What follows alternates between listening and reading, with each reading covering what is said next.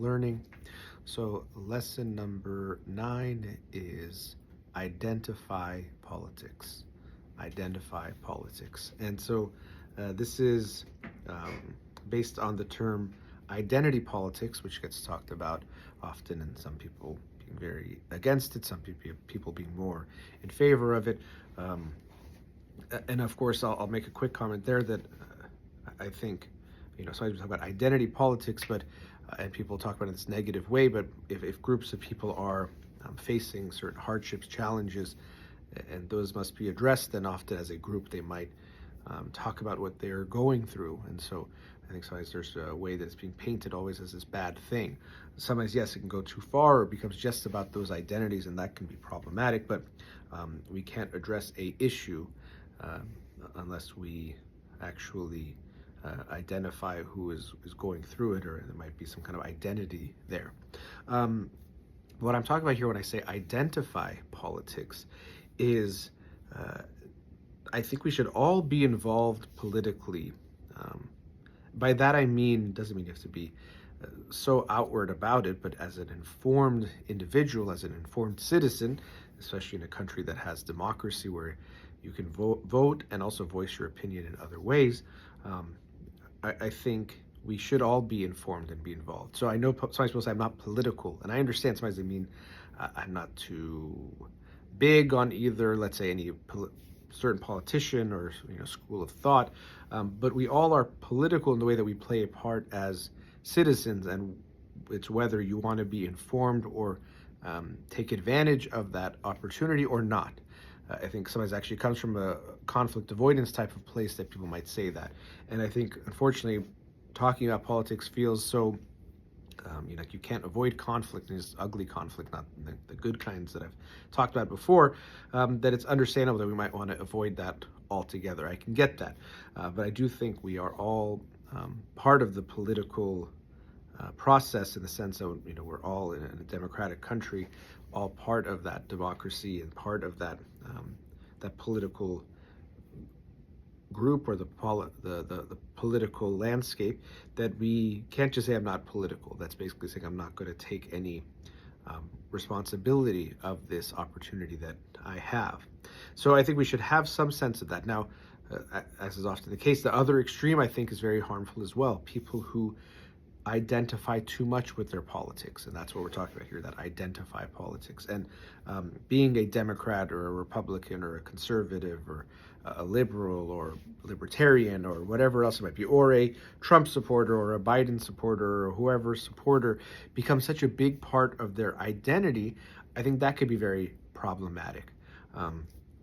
Relates to earlier conversations, earlier lessons about getting stupider because of how polarized we are, and we're falling into those traps.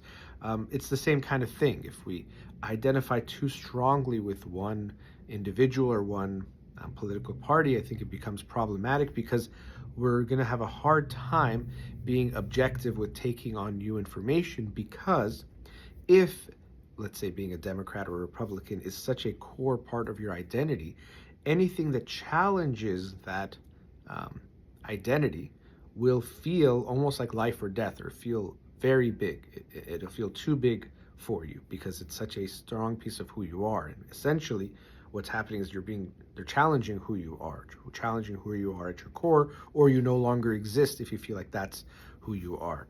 I think there was some research study that they kind of playfully said that, having your political beliefs challenged can be equivalent in the brain to being chased by a bear. And I think that's how they put it, which I think it was essentially a play on the fact that it feels like such a big threat, the way the brain seems to register it, that it's like your life is in danger, like there is a bear chasing you. And so that's what I mean by this, that identify politics, how strongly you identify with your politics could be very dangerous, in that it'll make you feel like you have to cling to this, you have to defend this, almost like a life or death type of a feeling. And I think that is really problematic.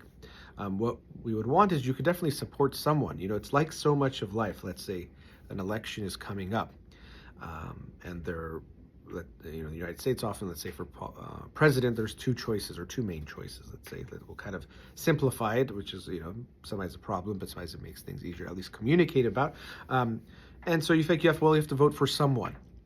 Now, doesn't mean that the person you vote for is perfect, and that's the problem. Sometimes we think we have to go to that place, like, oh, I know for a fact this is the best person.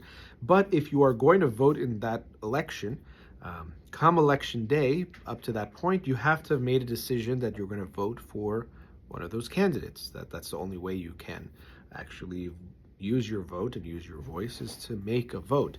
The reason why I say it's like so much of life is that life is happening to us and we have to keep making decisions. And this also relates to themes of uncertainty, because since we are uncertain about making the right decision, we sometimes do things, sometimes we avoid making decisions, or when we do, we almost try to trick ourselves into thinking this was the absolute perfect decision, it couldn't have been wrong, I'm so sure of it, don't even challenge it, because it's too hurtful for us to accept that maybe we made a mistake, rather than acknowledging that I have to make lots of choices. I'm going to do my best, but life is constantly happening to us and we have to make all these decisions.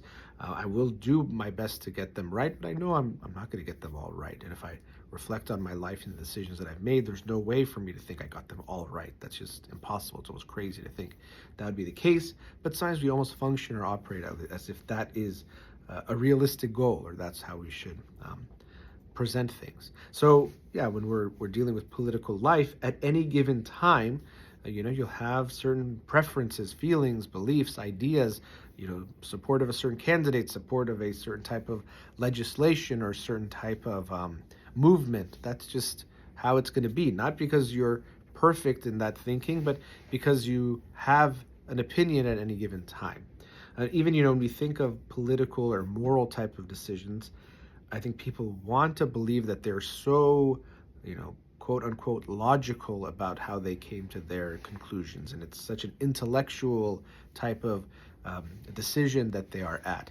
But we know that feelings play a very big part here as well. I think it's Jonathan Haidt who did research years ago on these types of issues and looking at moral situations or moral dilemmas, and finding that although we might think when it comes to a moral dilemma and a moral issue, we're just intellectually looking at the situation and coming to our conclusion, it does appear that our feelings play a big part in the type of moral stances that we have. And he did this by having people make moral decisions or having to comment on moral dilemmas, and then he would take away their reasons. So if, let's say, you ask someone, is it okay to steal if we're starving, let's say, and they have they say what they think. Now they likely will think that it's just an intellectual response that they're having, and they've thought about it and reflected on it and weighed the different evidence and perspectives and the moral and ethical aspects, and now they've come to their conclusion. But it does appear it's much more emotional, because when we take away their reasons that they give, they often still feel like, well, no, it's still wrong to do that. And I think you call that moral dumbfounding, that there's just this, even though you take away what I think are my moral reasons, it still feels wrong or feels right. So it does seem like there's much more of a feeling there. And so you might not want to acknowledge that, but if you're being real with yourself, you realize that's the case. You see a politician, or you see the two politicians, and you just like one of them more. You might say no, it's because they are, they have good ideas, or because they're smart, and I think they have good character. But we know that things like physical appearance play a big part in how people view politicians or who to vote for. You can think, I'm not the one that does that, but if you're going to be real with yourself, you'd say, well, that's probably there too. I need to acknowledge that is there. And so similarly, when we make moral type of decisions, or if we're in favor of helping the poor or not helping the poor, raising taxes, lowering taxes, immigration, abortion, whatever the issue is, as much as you might think that there's no feelings involved, there seems to be much more than just thinking, or whatever you want to consider logic, involved in where you land on things. So we're going to have a feeling about things. So if someone says, do you think same-sex marriage should be allowed? You're going to have a feeling about it. You might think it's just logic, but there's probably feelings that are coming up for you as well. And now, that feeling we have can change over time, individually and collectively, and those, there's an interplay there. And since I brought up same-sex marriage, that's a perfect example of this. Here in the United States, I don't have the numbers in front of me, but maybe 15 years ago, 20 years ago, if you asked how many people were in favor of same-sex marriage, you'd get a far lower percentage than you would now if you asked that same question. Um, the, the fundamentals haven't changed. What we're talking about haven't changed, but people's feelings have changed, and not just because older people died and now the younger people are taking that poll. The same people have changed their mind. We've seen that, and I've talked to people who I've seen their minds change on this specific topic, and other ones, not because anything has changed other than I think the public perception and acceptance over time has evolved the feeling, the general feeling, and now they feel differently about it. And the arguments they have would be the same. For example, same-sex marriage can't produce children, or whatever it was that they probably made of those arguments. They could still make those same arguments, but now they seem to feel differently about it. So it's the feeling that has changed rather than just some fundamentals. Even though, as I said, most people won't want to acknowledge that. It doesn't feel good to think that your political thoughts, your thoughts on policy, on laws, on all these things have an element that's not just intellectual, but the truth is there's much more to it than that. And so, as I was saying, when it comes time to vote, you're going to already before whatever it is, you'll have a feeling about who you want to vote for that you prefer. And so I'm not saying don't have that. You have your preferences. What I think is problematic is when we feel like it's so entrenched in who we are. I am a so-and-so supporter. Now, you might support them in this election, which is good, because if you want to, play a part in this political role or political sphere that I was talking about, you have to have those opinions, or you want to, vote. But it's how strongly we identify with what we are supporting at that time. And it's another type of intellectual humility to recognize this is who I support now, or who I think is the better candidate or the better law or whatever it is. But I could be wrong. I know people don't like that. They think it sounds better if you say, no, I'm 100% certain this is right. But when I hear that, I don't think, oh, this person is more certain. I just think they're just less aware of their doubt, or they're less aware of how they could be wrong. It's not a sign of their strength. That type of conviction is just a sign that they don't want to be real about the issue, that they say things in a certain way. But again, what people are looking for and what gets more attention online is absolute certainty. And so people think that's how you're supposed to think and feel about things, but I don't think that has to be the case. I think this law is going to help. I can't say I know for sure it's going to be the right law, but this is what I thinking and feeling. And if we actually go, step back, we might realize there are certain tendencies that we have that already have a certain value there. For example, when it comes to immigration, people should come or they shouldn't come, or when it comes to abortion, or when it comes to guns, when it comes to taxes, you probably have a default type of feeling about it. And then you hear about a new law and it's going to be strongly influenced by that. Now, of course, you might be pro-immigration, but they say something that is unreasonable and very extreme. You might disagree with that. But overall, you know that your tendency is going to be in a certain direction. Helping individuals experiencing poverty, I tend to feel very strongly in favor of that. So if you tell me about some kind of new law, before I even know much about it, I'm going to be in favor of helping more individuals experiencing poverty than not. And it might, of course, affect how I take in the information that's there. I have to know this type of default feeling or value within me, and be aware of that when I'm taking on new information. So I definitely think we should be involved with politics and use our voice when it comes to politics, both in public ways, but also privately when it comes time to vote. I think we all should exercise that right to vote.